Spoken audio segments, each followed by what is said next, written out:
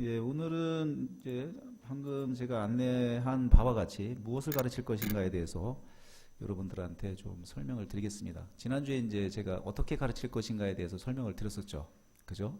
원래 좀 순서가 바뀌었어요. 네, 근데 이제 여러분들이 지금 수업 시연을 하고 있는 중이기 때문에 먼저 제가 이제 무엇을 이제 어떻게 가르칠 것인가를 이제 먼저 설명을 드렸습니다. 그래서 이제 마지막에 제가 이걸 안내를 하거든요. 마지막 시간에 안내를 하는데 일단 여러분들이 이 그 PPT를 보면 좀 알겠지만, 네, 또 수업 시연을 하고 있으니까 여러분들이 느꼈겠지만 지금 완전 통합교육으로 가고 있습니다. 이게 뭐죠? 예, 여러분 교실에 특수 대상 학생이 들어와서 지금 수업을 듣게 되는 상황들이 지금 벌어지고 있다는 얘기죠. 그죠? 그리고 그 학급을 통합학급이라고 불러요. 통합학급. 그 통합학급의 주체는 통합학급 교사 여러분들입니다. 일반 예비교사인 여러분들이에요. 그래서 이제 지금 수업 시연에서 지금 제가 여러분들한테 원하는 건 여러분들이 통합학급 교사로서 특수 대상 학생을 한 명이 있지만 그 학생을 대상으로 전 학생들과 이렇게 조화를 이루어서 함께 수업에 참여할 수 있도록 할 수 있는 전문성이 있는지를 제가 지금 보고 싶어 하는 겁니다. 그죠? 그래서 여러분들 이제 수업 시간 끝나고 나면 제가 발표를 보고 충분히 준비가 된 분들이다 라고 이제 제가 평가를 할 수 있겠죠. 네. 뭐 여러분들 잘 알고 계시죠? 처음에 제가 얘기했는데 이 과목이 교직 선택 과목이잖아요. 필수 과목이잖아요. 그죠? 여러분들은 쉽게 생각하지만 돈만 주면 그냥 졸업증 딴다고 생각하시지만 사실 저 입장에서는 여러분들의 교사로서의 어떤 그죠? 교사로서의 자격이 있는지를 사실 저 나름대로 이제 좀 평가를 하는 부분이 있는 거긴 하죠. 그죠? 하여튼 그런데 제가 보니까 지금 수업 시간 하는 거 보니까 충분히 다들 그런 자질을 전문성을 갖추고 있는 것 같아요. 단 인식의 전환이 필요한 것 같아요. 그죠? 여러분들이 좀 실력은 뛰어난데 그죠? 우리 아이들에 대한 특성이나 이런 관심이나 그리고 이 아이들에 대해서 좀 지도해봐야 되겠다라는 그런 인식의 전환만 있다면 충분히 더 잘 가르칠 수 있지 않을까 그런 생각을 합니다. 아까 우리 얘기하면 안 되는데 그죠? 수업 시간 하는 거에 대한 피드백을 하면 안 돼. 아직 한 주가 남았어. 하여튼 그래서 여기 뭐라고 되어 있어요? 장애학생도 일반 학급에서 배울 수 있다. 이걸 거꾸로 얘기하면 일반 교사인 나는 장애학생을 가르칠 수 있다. 가르쳐야 된다. 이렇게 여러분들이 이해를 하신다면 좋지 않을까 그런 생각이 들어요. 아까 마라톤 봤죠? 그죠? 그 선생님이 처음에 되게 어색했잖아요. 좀 이따 제가 이제 한번 나올 거예요. 우리 특수대상 학생을 가르칠 때 가장 중요한 게 편하게 느끼는 거예요. 너무 부담을 느끼는 거예요. 장애라는 거에 너무 포커스를 둬가지고 인식 편견 그것 때문에 장애에 대한 편견, 선입견 때문에 너무 부담스러워하는 거예요. 편하게 느끼는 게 제일 중요합니다. 한 아이에 똑같은 아이로 그냥 받아들이고 편하게 느끼면 친해지게 되면 가르칠 수 있겠죠. 그래서 그런 인식의 전환이 필요하지 않을까 그런 생각이 듭니다. 그래서 일단 제가 이제 안내 드리려고 하는 내용은 그 특수아동 상담이라는 책이에요. 제가 연대에서 이제 이걸 강의를 했었는데 특수아동 상담 과목에서 강의를 했는데 내용이 너무 좋아가지고 제가 끌고 왔어요. 그래서 일단 이 목차를 보면 책 목차인데 가능성과 실용성, 가능성. 특수교육 대상 학생들도 여러분 교실에서 충분히 배울 수 있는 잠재력이 있다. 그렇게 여러분들이 인식을 바꿔줄 필요가 있다는 얘기죠. 그죠? 네. 그 다음에 진정한 통합이라는 건 뭐냐면 특수 대상 학생이 여러분 교실에서 뭔가를 할 수 있다는 것을 느끼고 다른 아이들도 볼 수 있을 정도의 통합교육. 그게 이제 뭐죠? 제가 얘기했던 교육과정적 통합교육이죠. 교육과정적 통합교육.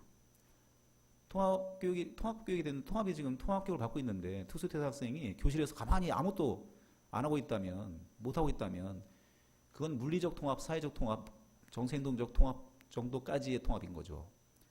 이제 교육과정적 통합까지가 되어야 진정한 통합이라는 거예요. 그게 뭐 다른 아이들이 하는 수준의 그 수준까지 한다는 게 아니라 그 아이에게 설정된 개별화 목표에 그 목표 하나를 해내는 걸 다른 아이들이 볼 수 있는 정도까지의 통합교육이라고 이제 여러분들이 이해를 하시면 되겠습니다. 그리고 여기까지 통합교육을 부모님들이 원한다는 거죠. 지금 특수교육 대상 학생들의 부모님들이 그걸 원한다는 거예요. 예. 자, 그러면 이제 그렇게 하려면 어떻게 해야 되느냐? 어렵잖아요. 일반 교사 선생님들이 연수를 안 받으면 어렵죠. 그러니까 이제 이 과목이 있는 거고요. 이 과목에서 이제 제가 지금 그걸 계속 강조를 하고 있는 거죠. 그래서 이제 일단 학업적 요구에 대한 지원이 있습니다. 지금 특수교육 대상 학생 학부모님들의 요구가 장애 학생이 특수교육 대상 학생이 교실에서 그냥 가만히 있는 것만 원하는 게 아니라 친구들하고 잘 지내는 것만 원하는 게 아니라 이제는 배우게 해달라는 얘기예요. 왜? 아, 요즘 뭐 다 경제적 지위가 상당히 높아졌잖아요. 대부분 다 대학을 가요. 돈 100만 원 받는 거 갖고 이제 뭐 60만 원 받는 거 갖고 만족 안 해요, 부모님들이. 다 잘 살잖아요. 어느 정도. 물론 다는 아니지만. 그러니까 이제 더 받기를 원해, 자기 자녀가. 더 공부를 해가지고 더 많은 돈을 받기를 원합니다. 그러니까 이제 배워야 되는 거예요. 그래서 가르쳐 달라는 얘기예요, 학교가. 학교 가르쳐라, 예요. 가르쳐라. 우리 아이들 장애가 있지만 가르쳐라. 그렇게 요구를 지금 하고 있습니다. 네. 미국은 이제 벌써 그렇게 갔고요. 우리나라도 이제 곧 그렇게 되어 가게 되지 않을까 그런 생각이 듭니다. 물론 쉽지 않죠. 그러니까 특수교사 들어가는 거고 같이 이제 일반 교사와 특수교사가 협력해서 해야 되겠죠. 일반 선생님 여러분들이 어떻게 혼자 다 할 수 있겠어요. 그런 행정 지원도 지금 가겠죠. 그다음에 이제 그렇게 하기 위한 그 좀 방안을 이제 초등학교하고 중학교로 좀 제가 나눠서 좀 설명을 드리도록 하겠습니다. 책의 내용이에요. 그래서 일단 가능성, 뭐 실용성인데 정말 가능한가? 실제 그래? 장애 학생들이 정말 통합교육을 받아가지고 성공한 사례가 있어? 아, 보여줘야죠. 있어요. 그러니까 그 사례들을 어떻게 해요? 학교에서 멘토 멘티로 해가지고 보여줄 필요가 있는 겁니다. 그래서 여기 보면 청각장애인, 뭐 청각장애인 이렇게 있긴 한데 이런 청각장애 학생이 있는 학교라면 청각장애를 가진 사람인데 성공한 그 선배를 직접 학교에 초빙을 해서 그죠? 뭐 설명을 하거나 만나게 해주거나 해서 멘토 멘티 프로그램을 해주면 청각장애 가진 학생이 훨씬 더 어떻게 되죠? 동기발이 되겠고 그 옆에 있는 친구들도 청각장애가 있는데도 저 사람 저렇게 성공한 사람이구나. 이 아이도 그럼 옆에 있는 청각장애 이 학생도 성공할 수 있겠구나 이런 생각으로 인식 전환이 되겠죠. 이런 프로그램을 이제 만들어주는 거예요, 선생님들이. 학교가 물론 특수교사가 할 수 있겠지만 교장 교감 선생님이 할 수 있겠지만 네. 여러분들 다 교장 교감 선생님 될 거잖아요. 그죠? 예, 그때 이제 하셔야죠. 예. 그래서 인식을 바꿔줄 필요가 있다는 얘기입니다. 그래서 여기 보면 그 장애를 가진 사람들 중에 사회에 나가서 성공한 사람들이 꽤 있다는 얘기예요. 예, 정말 놀랄만할 정도로 성공한 사람들이 꽤 있지요. 근데 요즘 뭐 대한민국 사람 치고 웬만히 성공 안 한 사람들이 어디 있어요. 본인의 힘으로 성공한 사람도 있지만 부모님의 힘으로 성공하는 경우도 있고, 그죠? 네, 사람을 잘 만나서 만남이 좋아서 성공하는 경우도 꽤 있습니다. 네, 그래서 그리고 중요한 거는 중증의 장애 학생들도 이제는 취업을 하고 있다는 거예요. 제가 거기까지는 오늘 시간이 좀 많이 걸릴 것 같아가지고 자료를 뺐는데 제가 자료를 올려놓겠습니다. 중증의 장애 아이들도 이제는 취업을 다 해요. 국가 고용 지원이라고 그래요. 자, 여러분 교실에 중증의 장애 학생이 있어도 그 아이는 학교를 졸업하면 취업한다는 거죠. 그러면 그 아이에 대한 목표가 여러분들은 뭔가 있어야 되겠죠. 그죠? 네, 그런 얘기라고 보시면 됩니다. 그래서 일단 여러분들 선생님인 여러분들께서 중증의 장애 학생도 교육받을 수 있는 권리가 있다는 것을 여러분들이 일반 아이들한테 보여줄 필요가 있어요. 그러면 애들이 그걸 보고 왜 쟤만 저렇게 신경 쓰나요? 뭐 이렇게 생각할까요? 절대 그렇지 않아요. 우리 선생님 정말 멋있는 선생님이다 라고 생각합니다. 물론 그 아이만 가르치면 안 되죠. 전체 아이를 가르치면서 네, 중증의 장애가 있는 학생도 개별화된 목표를 가지고 가르치면 네, 아이들이 절대 그 아이를 무시하지 않아요. 근데 선생님이 관심을 안 갖기 때문에 그 아이가 무시당하는 거고 네, 배제될 수 있죠. 일단 교육권이 있다는 거 파악을 하시고 그다음에 이제 교육적 요구를 파악을 해야 되겠죠. 예, 이 아이가 이제 어떤 교육적 요구가 있는지 부모님한테 물어봐야 되겠죠. 특수교사한테 물어봐야 되겠죠. 이제 그래서 협력이 되게 중요한 겁니다. 물어보고 이제 요 정도까지 할 수 있는 아이군요. 그러면 여러분들 교과를 가지고 이제 분석을 해가지고 과제 분석해가지고 오늘 배울 내용이 뭐냐면 오늘 뭐였죠? 비트맵했다, 순서쌍이었고 좌표였다면 그걸 어떻게 이 아이가 참 어려운 내용인데 배울 수 있게끔 할 건지를 여러분들이 이제 전공, 그죠? 교육과정 수정이라고 그래요. 과제 분석. 여러분들은 과제 분석이라고 하죠.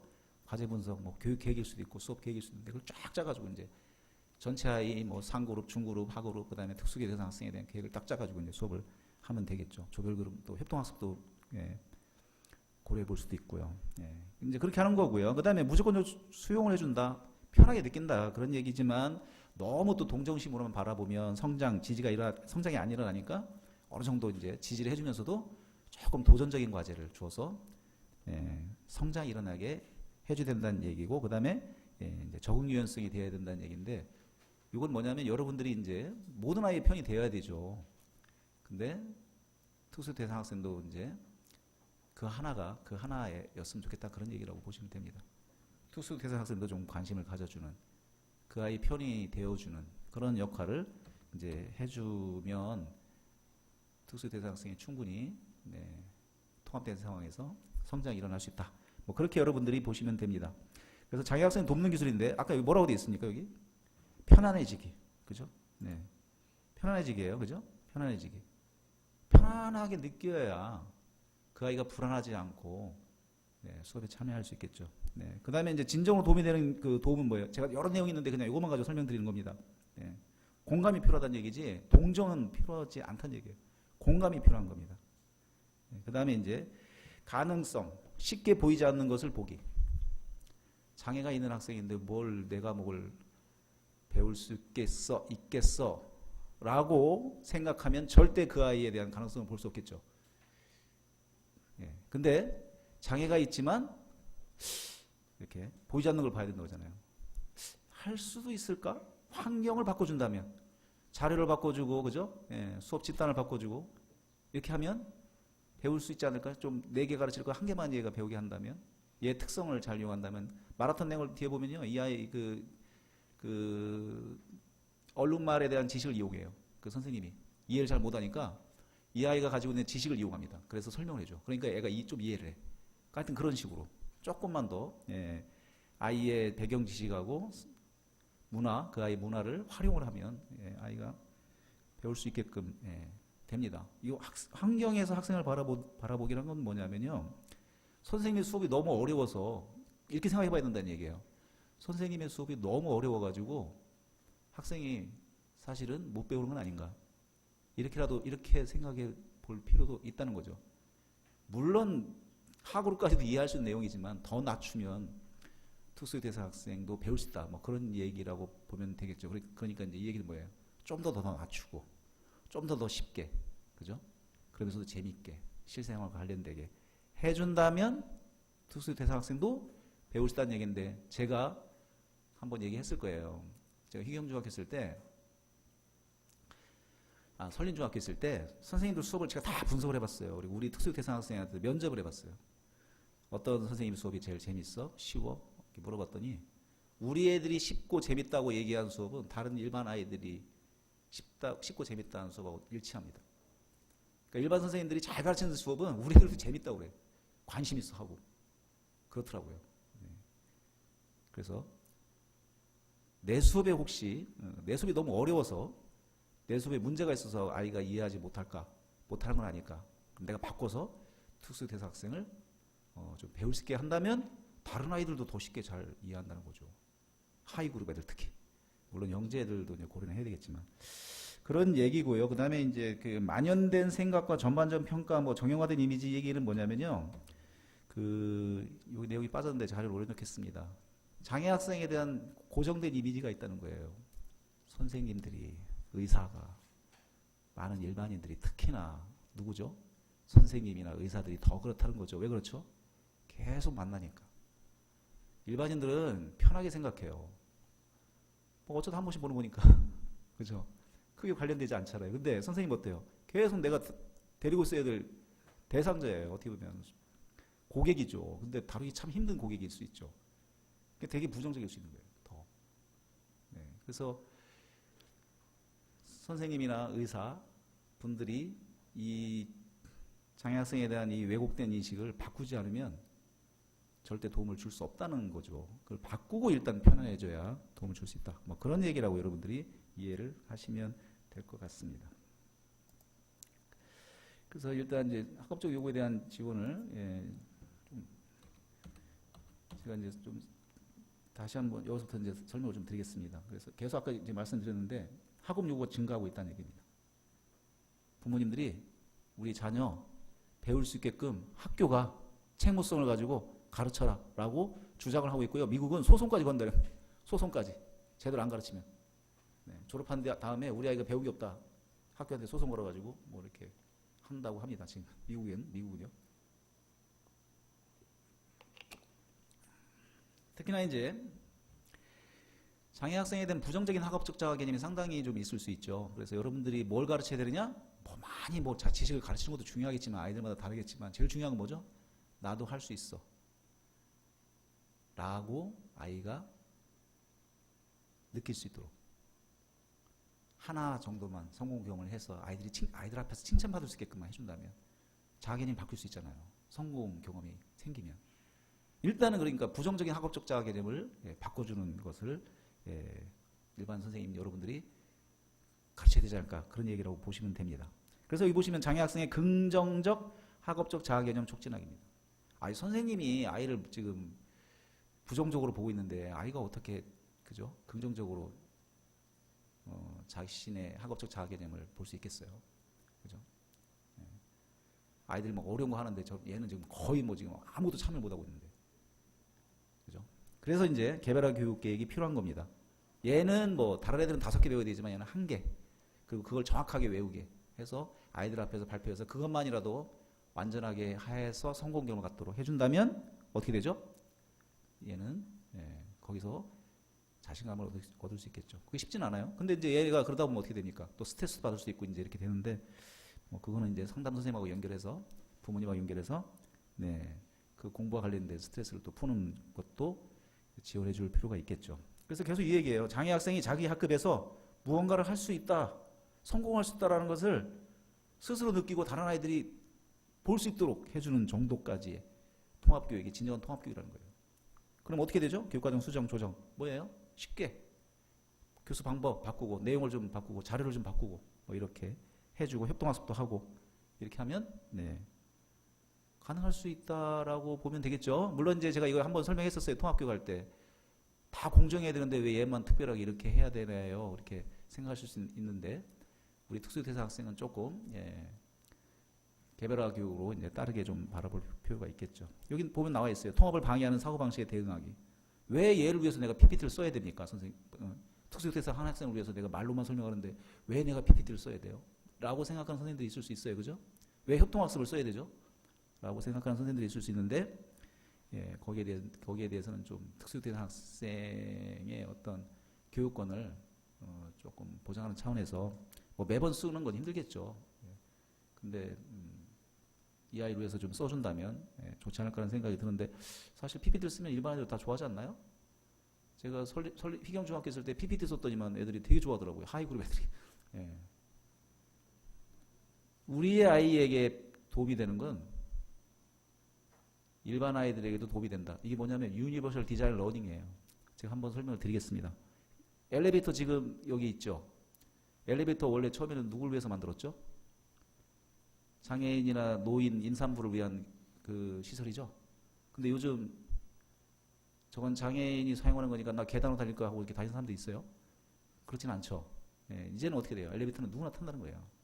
그래서 유니버셜 디자인 러닝이라는 건 뭐냐면 장애 학생에게 쉽고 재밌는 건 그렇게 만든 자료는 누구에게도 쉽고 재미있을 수 있는 그런 뭐 교육과정이다라고 하는 정도의 개념이라고 보시면 되는데 그렇게 개발하자는 얘기예요. 누구에게나 영재도 도움이 되고 뭐 자기 학생에 도움이 되는 그런 교육과정을 짜자는 얘기인데 하여튼 다음에 제가 다음 주에 한번 설명드리겠습니다. 하여튼 그런 교육과정 짜면 이제 자기 학생들 참여할 수 있다는 얘기고요. 그다음에 적응 유연성은 제가 계속 말씀드렸어요. 자기 학생 아무리 생각해도 힘들 수 있죠. 수업에서 그죠?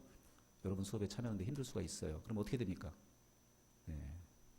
여러분이 옹호자가 되어주고 지지자가 되어주라는 얘기죠. 그러면 이 아이들이 이제 여러분 수업에서 여러분들 때문에 선생님 한 사람 때문에 수업에 관심을 가지고 참여하고 학교를 포기하지 않고 열심히 도전할 수 있게 된다. 뭐 그런 얘기인데 그런 역할을 해주라는 얘기입니다. 그러면 장애를 가진 학생이 역경을 극복하는 힘이 생긴다는 거죠.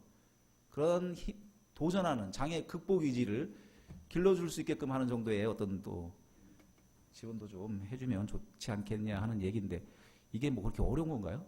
막 개알 데리고 막 상담을 하고 이런 게 아니고 수업 시간에 그죠? 참여시켜주고 이름 불러주고 그죠? 예, 하는 정도까지만 해도 충분하지 않을까 생각이 들어요. 뭐 그 깊은 내용은 이제 상담 선생님이나 특수사가 해야 되겠죠, 그죠? 네, 그런 얘기고요.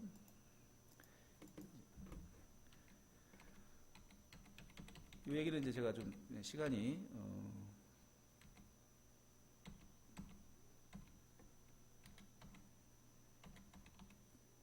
많지 않아서 이제 그냥 간략하게 설명을 이제 드렸습니다. 앞에 내용만 가지고 여러분들 자료를 제가 올려놨어요. 오늘 PPT 저기 그 카톡에 올려놨는데 조장님들 해주셨나요? 네, 보시면 됩니다. 그래서 뭐 그렇게 어려운 내용은 아니에요. 네. 학업적 요구에 대한 지원이고요. 정리하면 어떤 내용이에요? 예. 가르쳐라는 얘기죠. 가르쳐라. 가르쳐서 성공경험을 가져서 세상에 도전할 수 있는 아이가 되게 학교가 도와주자, 선생님이 도와주자, 뭐 그런 얘기 있죠, 그죠? 네.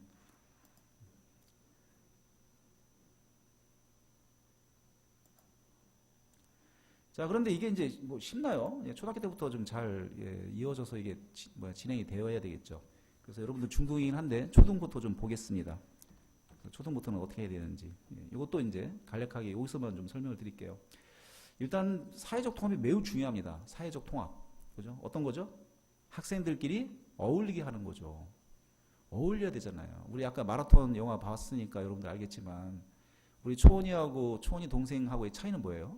그냥 영화로 봤을 때만. 초원이는 그냥 혼자 있죠. 근데 초원이 동생은 어때요? 친구들하고 계속 어울리잖아요. 그죠? 초원이가 얼룩말에 대해서는 초원이가 더 잘하고 달리기도 훨씬 더 초원이가 잘하잖아요. 하지만 차이점은 제가 보기에는 친구 관계죠. 제 딸이 지금 초등학교 3학년인데 이 친구 관계 매우 중요합니다. 이게 초등학교 때 형성이 안 되면 참 힘들어질 것 같아요. 그래서 제가 지금 친구 관계 되게 신경을 써요. 쉽지 않은 거예요. 쉽지 않은 거예요, 사실은. 네.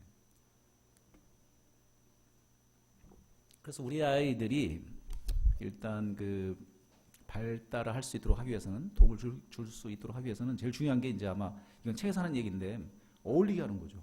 친구들하고 어울리게 하는 거예요. 네. 근데 어울리는데 가장 방해가 되는 게 있어요.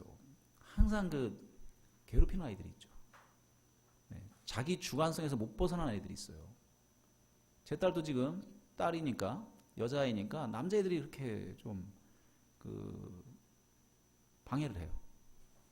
제 딸은 좀 독특해가지고 여자애들과만 친한 게 좀 못마땅한가 봐요. 남자아이들하고 친해졌다고 막 이렇게 다가서는데 남자들이 그걸 안 받아줘요. 그래가지고 되게 힘들어하더라고요. 하여튼 괴롭히고 거부하는 그런 친구들이 있죠. 아이들이 어려서 그렇긴 한데 그거를 그냥 놔두면 안 되잖아요. 그러니까 학교에서 어떻게 해요? 선생님이 그거를 이제 가르쳐야 되는데 제가 정말 이번에는 제 딸 얘기를 해서 좀 죄송한데 좋은 선생님 만났어요. 저희 그 초등학교 3학년 선생님이신데 협동학습을 해요. 제가 교권과 인권이 함께하는 그 존중받는 교실 그거 동영상을 봐야 되는데 지금 그 동영상이 다쳤어요. 저기 서울시에서 하는 거. 그걸 적용하는 선생님이더라고요. 그래가지고 제 딸이 너무 지금 행복해요. 선생님이 너무 잘 가르치는 거예요. 뭐 교과를 가르친다기보다는 인성, 감정을 표현하고 친구들하고 잘 어울릴 수 있게끔 화해하고 잘 지내는 방법, 공감 능력을 기르는 수업을, 그러니까 활동을, 교실을 이렇게 이끌어가더라고요. 너무 고마운 거예요. 예. 그러니까 애가 어때요? 친구들하고 잘 어울리게 되죠. 똑같이 우리 아이들에게도 그런 게 지금 필요한 거죠. 친구들하고 잘 어울려야 되잖아요. 이 교실이 재밌어야 사람을 만나는 게 즐거워야 선생님도 좋고 친구도 좋고 그래야 또 교과가 그죠? 선생님이 설명하는 수업들이 제대로 들리죠. 교실에 왔는데 누구 때문에 신경 쓰고 제가 자꾸 저 때문에 불편하고 선생님 무섭고 이러면 어떻게 그 교과 내용이 머릿속에 들어오겠어요. 그래서 이제 그런 얘기를 하죠. 정서라는 바다 위에 뜬 인지의 배. 정서가 흔들리면요. 인지란 배는 목표를 향해 갈 수가 없습니다. 그러니까 정서를 안정시키는 게 되게 중요해요. 그러니까 여러분들은 이제 중학생이니까 당연히 아이들이 정서적으로 안정되어 있겠지 이렇게 생각하지만 다 그런 건 아니죠. 그죠? 그러니까 이제 정서적인 안정을 시켜놓고 그다음에 이제 교과를 가르치는 것도 매우 중요하지 않을까 생각이 드는데 앞으로 더 그럴 것 같긴 해요. 이제 그런 얘기예요. 나머지 다 보시면 다 똑같은 얘기입니다. 그래서 이제 제일 중요한 게 친구들끼리 어울리게 하는 건데 협동학습이 매우 중요하다는 거죠. 왜 중요한지 봤더니 여러분들 어렸을 때 아이들이 누구를 친구로 선택하는지 혹시 생각해 본 적 있나요? 저도 참 이걸 궁금했었는데 이 책에 딱 나와 있더라고요. 근접성이라는 겁니다. 근접성과 유사성이래요. 여러분들 지금 전공이면 전공끼리만 엄청 친하잖아요. 그죠? 수학 전공, 뭐 컴퓨터 전공, 뭐 이렇게 한문 엄청 친하잖아요. 유사성이죠. 근접성. 그러니까 친한 거예요. 마찬가지로 초등학생들은 멀리서 친구를 안 찾는다는 얘기예요. 가까이에서 제 딸이 지금 수영을 다니는데 수영 다니는 친구하고 이제 붙어가지고 친해지더라고요. 유사성, 수영, 근접성, 같은 아파트. 네. 거기서 친구를 선택한다는 거죠. 마찬가지로 협동학습. 제가 계속 지금 가까이 앉으라고 그랬죠. 붙여서. 그리고 지금 어때요? 같은 활동을 하죠. 그걸 많이 할수록 어떻게 된다는 얘기예요? 친구가 될 가능성이 상당히 높아진다는 겁니다. 그래서 협동학습 마지막에 보면 단순 접촉 효과. 계속 만나다 보면 어때요? 정이 들어요.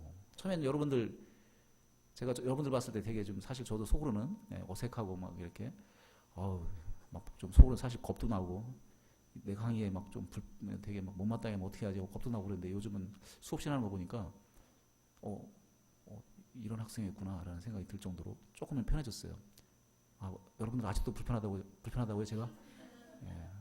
제가 외모가 좀 많이 바뀌어가지고 탈모가 갑자기 막 심하게 일어나가지고 그렇긴 한데 하여튼 여러분들 건강관리 잘하세요. 네.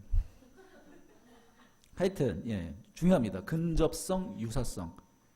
여러분들이 그 교실 수업할 때 협동학습을 많이 쓰면 이게 친해지는 게 되게 중요해요. 친해지면 아이들이 자기들끼리 재밌으면 선생님도 좋아지는 겁니다. 그러면 교실 수업도 뭐 설명하는 것도 다 잘 될 수 있어요. 하여튼 제 얘기가 아니에요. 이거 미국에서 나온 책에서 나온 이야기입니다. 그래서 이제 그런 얘기고요. 근데 제일 중요한 거는 제가 이걸 넣어놨는데요. 뭐 그냥 다른 거 그냥 읽어보시고요. 제일 중요한 거는 괴롭히고 사회적 거부를 하는 아이들을 그냥 놔두면 안 돼요. 걔도 사실은 성격적인 문제가 있는 걸 수 있잖아요. 사회성이 떨어지는 걸 수 있잖아요. 근데 그런 아이들이 교실을 주도하거나 이렇게 하게 하면 안 되죠. 그런 아이를 상담을 해줘야죠. 혼낸다기보다는 요즘은. 그러면서 이제 중요한 게 뭐냐면 괴롭힘에 맞서는 어린이. 제가 한강중학교에서 어떻게 했냐면 좋은 친구단을 구성을 해가지고 이 아이들을 중심으로 해서 우리 아이들 편에 서게 했어요. 결과는 놀라웠습니다. 이 아이들이 특히 여학생들이 많았는데 남학생이 지나가다 우리 애들 데리고 뭐 혼내고 때리고 이런 일 없어요. 요즘은. 근데 놀렸다 뭐 하면 바로 저한테 들어와요. 기로. 선생님 누구누가 와서 이렇게 했어요. 제가 딱 가서 남학생 불러가지고 혼냈겠어요? 그러지 않죠. 얘야 봐봐 다른 애 다 보고 있어. 다음부터 그러지 마라 그러면 안 합니다. 절대 못해요. 왜? 이 아이들이 지켜보고 있으니까 놀리거나 괴롭힌 일이 발생할 수가 없어요. 그 아이들이 어떻게 되는지 위축이 되는 거예요. 소수가 되고 이 아이들이 커지면 우리 아이들에 대한 괴롭힘이나 이런 게 사라집니다. 제가 그걸 실제 경험을 했어요. 한강중학교에서. 제가 이제 통학교, 중점학교 한번 보여드렸죠. 이게 되게끔 학교 문화를 바꿔 나가야 되겠죠. 선생님이. 쉽진 않아요. 감정 코칭을 해줘야 돼요. 제가 이 좋은 친구단을 그냥 얻었겠어요. 4년에 걸쳐가지고 감정 코칭을 계속 해줬어요. 지나갈 때마다 왜 그렇게 화났어? 왜 그랬니? 뭐 이러고 너 심심하면 놀러와. 뭐 맛있는 거 많아. 뭐 이렇게. 그렇게 해서 구성을 한 거예요. 그런 얘기고요. 그러면 어떻게 됩니까 이제 학교에서 괴롭힘이나 거부가 사라지면 그리고 이제 근접성, 유사성이 생기면 우리 특수교육 대상 학생들도 이제 그 안에 껴 들어갈 수 있다는 거죠. 물론 그 학교의 문화에 따라 수준에 따라 조금 차이는 있겠지만 특히 여학생들이 있는 경우는 되게 잘 되는 경우가 많아요. 그래도 남학생보다는. 그 다음에 이제 그러면서 또 특수교육 대상 학생 그냥 놔두면 되나요? 사회성을 길러줘야죠. 얘들도 부족한 점이 많기 때문에 계속 가르쳐야죠. 사회성을 길러줘야 됩니다. 그리고 자기 옹호, 자기 주장 이런 걸 길러줘야 돼요. 당당한 뭐 내가 되기, 스트롱 키즈 뭐 이런 걸 그런 자신감을 가질 수 있도록 가르쳐야죠. 이거 사실 부모님이 해야 되는데 부모님이 뭐 했으면 문제가 뭐가 되겠어요. 문제가 안 되죠. 근데 부모님이 못했기 때문에 이제 문제가 되는 경우에는 선생님이 좀 해줄 필요가 있죠. 어떻게 담임 선생님이 하겠어요? 그러면 누구랑 하죠? 상담 선생님하고 특수사하고 협력해서 하는 거죠. 교과 선생님이 어떻게 다 하겠어요? 근데 교실에서도 할 수 있어요. 그죠? 잠깐, 그죠? 잠깐 그 아이의 한 5분 정도, 뭐 3분 정도 발표시켜가지고 할 수는 있겠죠, 그죠? 네. 자, 초등학교 때 이렇게 하고요, 이제. 그 다음에 이제 중학교로 와가지고. 네. 중학교 오면 이제 더 힘들어집니다. 초등학교 때까지는 아이들이 착해요. 사춘기 오면 장애 학생도 사춘기야, 일반 학생도 사춘기인데 비행 청소년이 엄청 늘어나잖아요. 네. 그래서 되게 이게 또 통합교육이 되게 힘들어집니다. 사실은. 네. 자, 그럼 이때 어떻게 되죠? 뭘 여러분들이 가르쳐야 될까요? 교과 가르치는 건 기본이고, 여러분들 교과 전문가니까. 근데 이 교직을 지금 여러분들이 들은 이유는 뭐예요? 심리니, 상담이니, 뭐 교육 방법이, 뭐 교육 심리 이런 거 다 듣는 게 뭡니까? 특수교육 이런 걸 듣는 이유가. 교과 전문가지만 이제 그런 부분에 대한 전문성이 필요하니까 지금 듣는 거잖아요. 그죠? 자, 그러면 청소년, 중학생, 특히 중학생, 사춘기, 이 아이들에게 여러분들이 특수대상학생, 사춘기 있는 특수대상학생이나 일반 학생, 사춘기 있는 학생들한테 뭘 지원해주면 좋을까요? 특히 특수대상학생, 장애학생, 사춘기에 있는 장애학생에게 여러분들이 교과를 가르치는 거에 뭘 교실에서 지원해주면 될까요? 라는 거를 이제 이 책에서 좀 안내를 해주고 있는데 저는 너무 좋은 것 같아요. 정체성입니다. 정체성. 계속 얘기하고 있죠.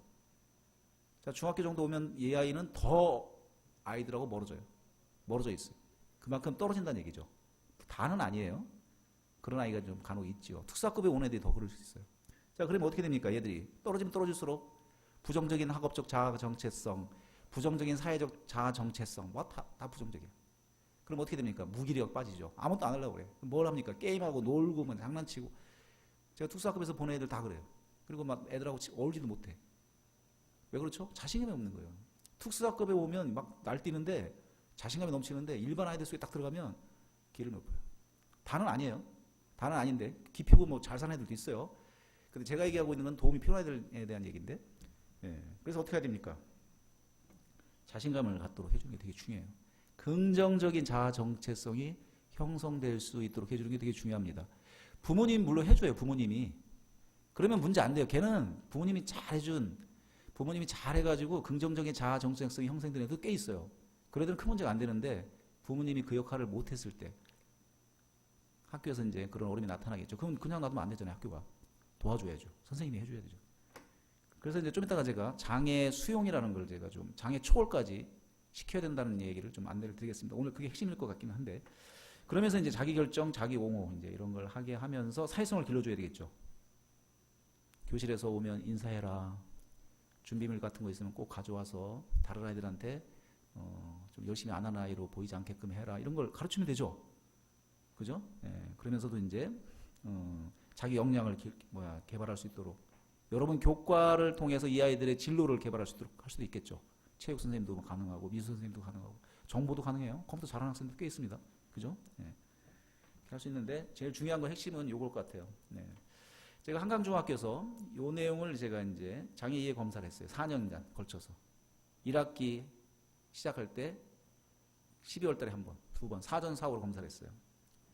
중학생 1, 2, 3학년 전 교생을 다 제가 검사를 했습니다. 그랬더니 참 재밌는 걸 발견했어요. 3, 40명의 아이들이 40명, 50명 정도의 아이들이 나는 장애 친구가 있다라고 답변했어요. 근데 이 아이들의 장애 이해 검사 점수가 제일 높아요. 제가 이거 한번 논문 올려놨을 거예요. 통합교육 중점 여러분들 중간고사 쓸 때. 이 아이들의 점수가 제일 높아요. 또 놀라운 건 학교 환경 인식이 좋다. 통합교육을 위한 학교 환경이 참 좋다라고 이렇게 인식한 아이들이 높아요. 그 다음에 1학년이 높아요. 1학년. 3학년이 떨어집니다. 또래 인기도 높고 도덕적 자아개념 높고 사회 경제력이 높다. 학업적 자아개념이 높은 애들이 장애 이해 검사 점수가 높습니다. 하지만 제일 나쁜 게 뭐냐면 3학년하고 도덕적 자아개념이 낮다고 답변하는 애들의 이 장애 이해 검사 점수가 매우 낮은 걸로 나타났어요. 그래서 제가 이 데이터를 바탕으로 통합교육 중점학교 할 때 어떻게 했을까요? 3학년을 집중적으로 장애 이해 교육을 시켰어요. 3학년을 집중적으로 3학년. 그리고 이제 도덕 선생님하고 좀 협력이 됐다면 도덕 선생님이 도덕성을 향상시키는 좀 역할을 수업을 좀 지원을 부탁드렸으면 좋았을 텐데 그게 쉽나요, 그죠? 도덕성이라는 게 막 하루아침에 이렇게 생기는 건 아니잖아요, 그죠? 그래가지고 일단 이제 2학년, 3학년 애들에게 이제 주로 저희가 할 수 있는 통합교육, 장애인 교육 이런 걸 집중적으로 해가지고 제가 한번 말씀드렸죠. 상당히 긍정적인 효과가 있었다고 제가 통합교육 중점학교 그 결과를 보여줬을 때 그 통계치까지 보여드렸는데 네, 상당히 좋아진 걸로 나타났습니다. 제가 2년 했는데. 네. 근데 이렇게 하는 학교가 거의 없어요. 제가 보기엔 전교생을 대상으로 제가 한번 이렇게 처음으로 했어요. 물론 있는지는 모르겠는데 제가 논문을 봐도 아무리 찾아봐도 없어요. 서울시에서 제가 이렇게 했는데 없어요. 자, 이렇게 쓸 때 선생님들 어땠을까요? 우리 학교 선생님들이 저를 봤을 때, 교장 선생님, 교감 선생님이 저를 봤을 때 많이 칭찬해 주시죠. 혹시 이거 제가 봤나요? 서울대 졸업식 이거 안 봤어요? 이거 하나만 보고 그 다음에 장애 초월에 대해서 한번 제가 설명드리고 오늘 강의 마칠게요. 광고를 꼭 봐야 돼요. 불가능할 거라 말했던 것들을 모두 큰 박수로 맞이해 주시길 바랍니다.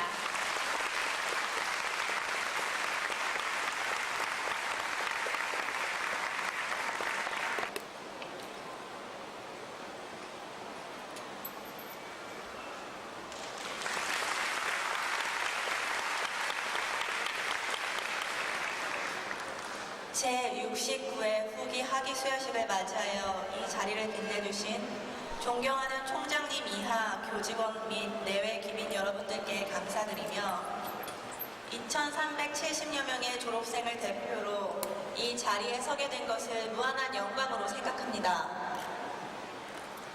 저는 보시다시피 이렇게 휠체어를 타고 있습니다. 이 세상은 저 같은 사람을 장애인이라고 정의합니다. 아마도 졸업식 대표연설 자리에 저 같은 장애인이 서는 것은 낯선 일인지도 모르겠습니다. 하지만 저는 이러한 이유로 조금 다른 눈높이에서 세상을 바라볼 수 있었고 그 과정에서 더 풍성한 경험들을 겪을 수 있었습니다. 자, 이게 장애 초월이죠. 이런 저의 삶을 지탱한 힘은 할 수 있다는 그 가능성에 대한 믿음이었습니다. 제가 처음 장애 판정을 받았을 때 이 아이를 부모가 키우는 것은 불가능한 일이라고 말하는 사람도 있었고 초등학교에 입학하고자 했을 때에는 장애를 이유로 거부당하기도 하였습니다. 이처럼 사람들에게 장애는 곧 불가능이었고 저는 세상의 편견을 고스란히 직면해야 했습니다. 제 삶에 가능을 말하는 사람은 그리 많지 않았습니다. 하지만 너무나 다행스럽게도 수많은 사람들과 다르게 가능을 이야기해 주시는 부모님이 계셨습니다.